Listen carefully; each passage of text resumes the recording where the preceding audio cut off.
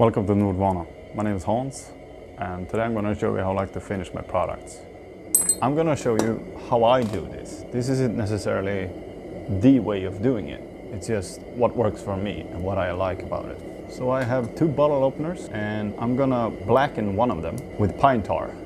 Okay, so there are several traditional ways of preventing corrosion and blackening your forge work. You can burn horn, bone, you can apply beeswax, you can use linseed oil, or you can do what I do and you can use pine tar. Just regular tar used for treating wooden fences, old houses, boats, things like that. There's nothing special about it. What you need to be careful about is during the winter it gets very tough, so you might need to heat it up by having close to the fire. Otherwise it won't be very easy to use. Usually, the way you're being taught to do something like this would be bring it up to the right temperature, apply your pine tar, not too many coats, and then cool it down and let it be. Now, that's very simple in theory, but in practice, it can be kind of tricky. So I tend to do it my own way. So I always go above the temperature. If you can see that this has color, this is a lot warmer than what pine tar likes to stick to. So if I try to apply any, it's just gonna evaporate and smoke off.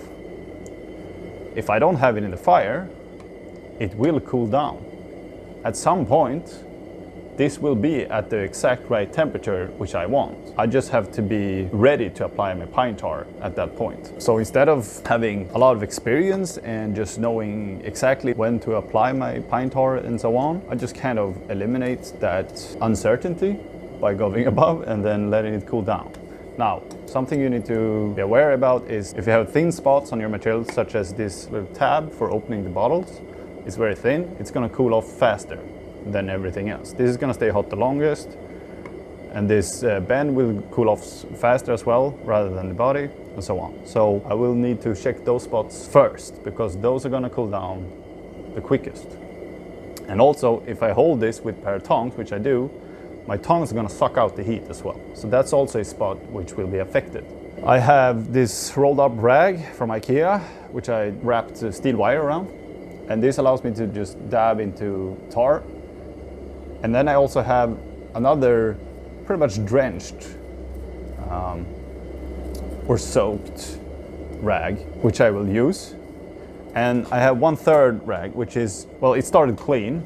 It's not clean anymore, but it's my kind of removing of excess pine tar at the end. So I will heat it up too much. Then I will apply with the roll-up rag pine tar and see how much it smokes. Is it starting to get to the spot where I want it to be, like the temperature where it starts to stick and not just evaporate. Maybe I will apply it into hard to get to places. Maybe I have stamps, my personal stamp, my initials. Maybe I try and get into those areas. So I get those done. And then I will use this rag and just take the entire bottle opener in it and just kind of rub them together. And just get a excess amount of pine tar on the entire thing.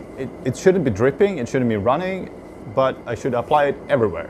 And that also cools down the material. So I kind of apply my pine tar with this, and it brings down the temperature of the iron, which will make it go past the spot where the pine tar gets burnt on to the material. If I continue this, when it gets colder and colder, it's gonna get brown and sticky because it's not burned onto it. But that excess pine tar I remove with my clean rag. So this is way too hot, but that's good. Now I know I'm above the temperature. At some point, I will be at that spot I want to be. Everything just evaporates instantly.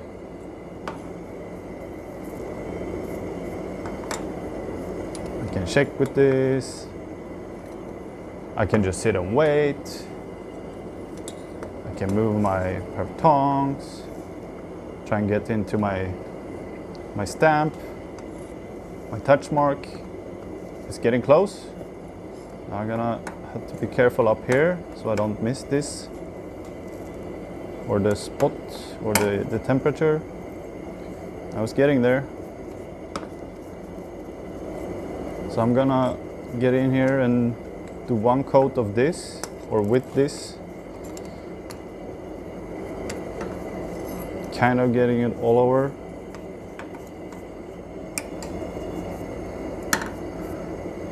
I'm gonna bring it up to temperature a little bit more, and then I go into the drenched rag.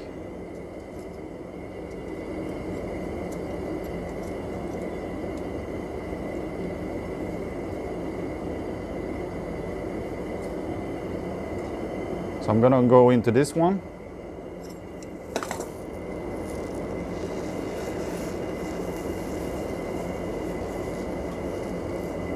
You should most likely use gloves for this, by the way.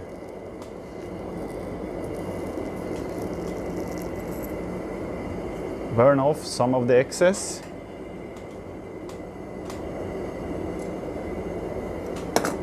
And then onto my clean rag. And yes, this is very warm still, so be careful if you do this.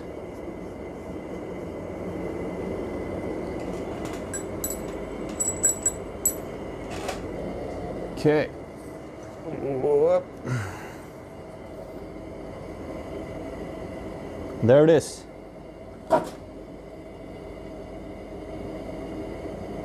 And here's one I didn't burn.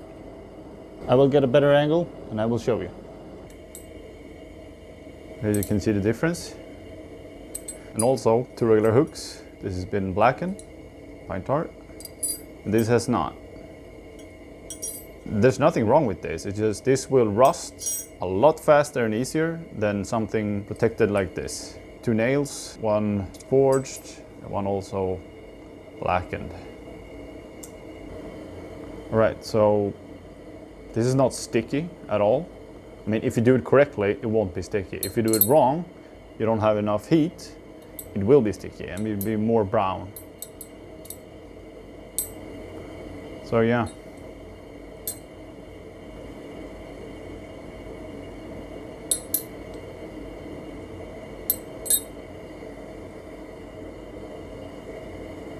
Alright, so I hope that was somewhat informative, but I have a few things that you should take note of. You don't see that, but I always have glasses on when I work in the blacksmith shop. If I'm anywhere even close to the fire or anyone else in the shop works, or I'm outside where there's welding or angle grinding or belt sanding or anything going on, I have my glasses on. You don't see that, but I do.